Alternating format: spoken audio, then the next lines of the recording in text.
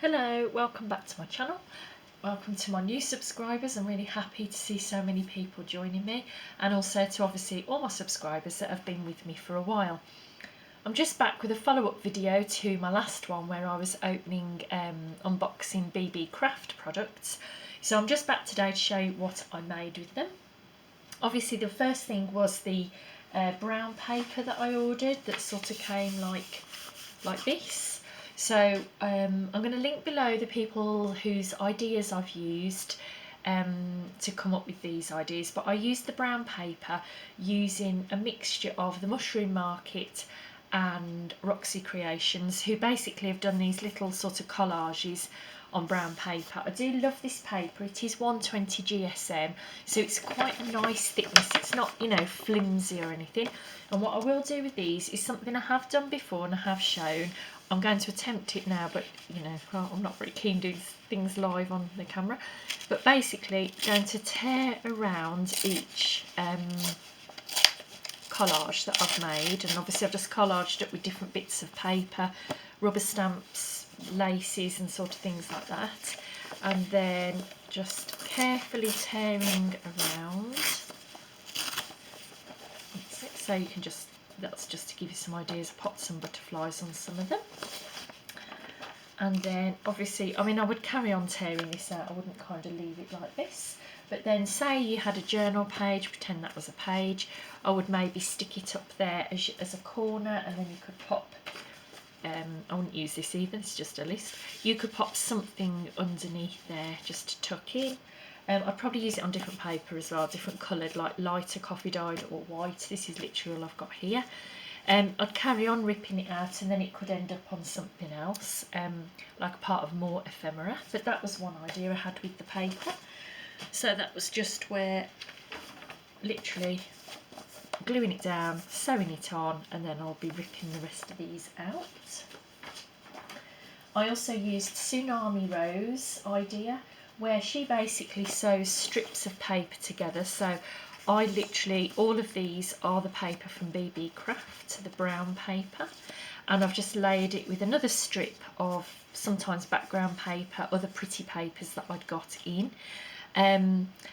Put another strip down the middle and then just sew down the middle. And what you can do with these is then either for example, pop a butterfly on, and then if that was, again, I'll bring this in again just to pretend this was a page, a different colour obviously, then it could go at the top of a page just as embellishment.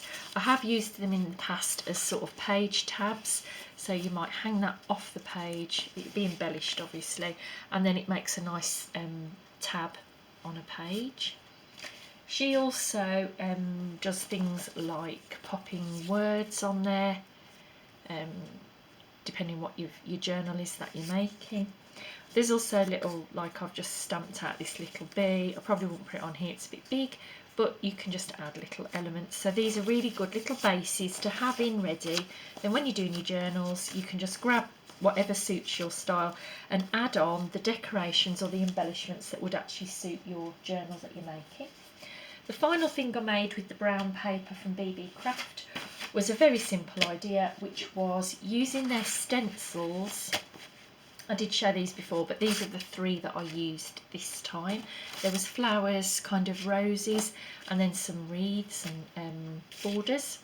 So I just easily, you know, simply stenciled a brown envelope, and on that I would probably then further decorate it up with possibly, you know, just make extra collages up on it, for example, or just decorate a nice envelope to send to somebody. Then if this was a journal page, obviously the stencils make great borders there, or you can just pop one on a corner just to easily embellish pages. That was a larger one that I did there. And I do think if you've got a journal and you're kind of sometimes faced with a blank page, it can be a bit daunting to want to journal your notes or write whatever it is, but I think just sometimes having a bit of decoration on there, the page just feels that little bit smaller. You can obviously write over the stencil if you wanted, that's the beauty of that. So that was my stencils and the brown paper. And then my final thing was that I'd ordered the book rings as well from them, and I have been trying to do this idea for quite a while, so I was happy to actually get on with it. I basically took a book. This is very different from my usual style, but I have seen a few people altering books and I really wanted to have a go. The one that gave me the inspiration for this was Kittywitty Papercraft. I will link her down below.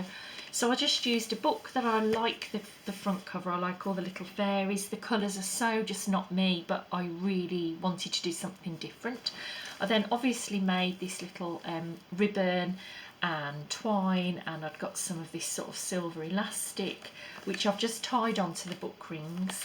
I've obviously punctured the original book. I took it all apart, put my eyelets in, then put 3 book rings. I did use 3, not 2. I feel sometimes on a big book like this, if you just got the 2 book rings, there's too much movement. And just pop some lace and fabric down just for a bit of reinforcement. And obviously that will at some point become a journal, and I will show that at a later date. But it was Kittywitty Papercraft that gave me the idea for that. And then another idea I'd had, which I can't remember where I saw this, but this was using really old paper books. This is a lovely one. It was a hardback book, but although it's plain, it's got a nice textured cover. I did use the larger rings. I started with the smaller ones. I've realised that you need to put the holes nearer here if you're going to use small ones, because when you come to open it, it doesn't open. So using these size, you can really fully open it. I'd obviously further embellish this, but I can see this much more being in the style of, you know, the coffee dyes and the pretty, you know, pages that I usually do, shabby chic. I just think the colours go well with that, really. I think that looks quite nice just up there like that. So that was just what I've really done with those book rings. The other things that I have done with them is these little tag booklets. These are just little notes about something, but that holds them together. If you just die cut out some circles, I think that looks really pretty. That's got my notes on, and that just holds them together really well. And then the other thing was, I've got these. I really don't like these, but these are other stencils I've got. These are from, I think actually it's from when the children were little, and they're different sort of Christmas ones.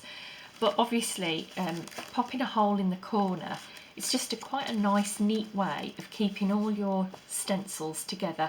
And I have thought I might do the same with perhaps die cuts as well, just to keep them all together, like the nesting dies, to save them all getting lost, which is what I usually do.